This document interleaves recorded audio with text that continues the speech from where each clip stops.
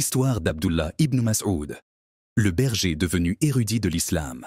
Abdullah ibn Mas'ud, qu'Allah l'agrée, était un jeune berger de la tribu de Quraysh. Il s'occupait des troupeaux d'Uqba ibn Abi Mu'ayt, un notable Mecquois. Il menait une vie simple et discrète, loin des affaires des grands de la ville. Un jour, alors qu'il gardait son troupeau, il vit deux hommes s'approcher. C'étaient le prophète, Muhammad, et son compagnon, Abu Bakr, qu'Allah l'agrée.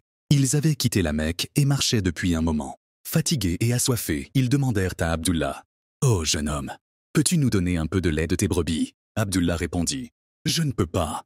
Elles ne m'appartiennent pas. Je suis simplement leur gardien. » Le prophète apprécia l'honnêteté du jeune berger. Il lui demanda alors s'il avait une brebis qui ne donnait pas encore de lait. Abdullah en apporta une. Le prophète passa sa main sur son pis et, par miracle, du lait se mit à couler. Il le trait et en but. Puis Abu Bakr fit de même. Abdullah, stupéfait, comprit qu'il était en présence d'un homme extraordinaire. Peu après, il se rendit auprès du prophète pour en apprendre davantage. Il écouta ses paroles et embrassa l'islam. Dès lors, il devint l'un de ses plus fidèles compagnons. Le premier à réciter le Coran en public. À la Mecque, les musulmans étaient persécutés.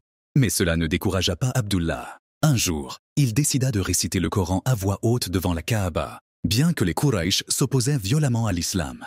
Il se leva et récita Surat Ar-Rahman avec une voix claire et puissante. Les mécréants de Quraysh, furieux, se jetèrent sur lui et le frappèrent violemment. Mais cela ne le fit pas reculer. Lorsqu'il revint auprès du prophète et des compagnons, le visage marqué de coups, il leur dit « Si vous voulez, j'y retourne demain pour réciter encore. » C'était la détermination d'Abdullah ibn Mas'ud, un érudit du Coran.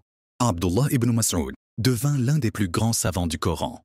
Le prophète disait de lui « Prenez le Coran de 4 personnes, Abdullah ibn Mas'ud, Salim, Mu'adh ibn Jabal et Ubay ibn Ka'b. » Son amour pour le Coran et son engagement dans l'apprentissage de l'islam firent de lui une référence pour les générations suivantes. Sa sagesse et son héritage. Après la mort du prophète, il continua à enseigner le Coran et la Sunna.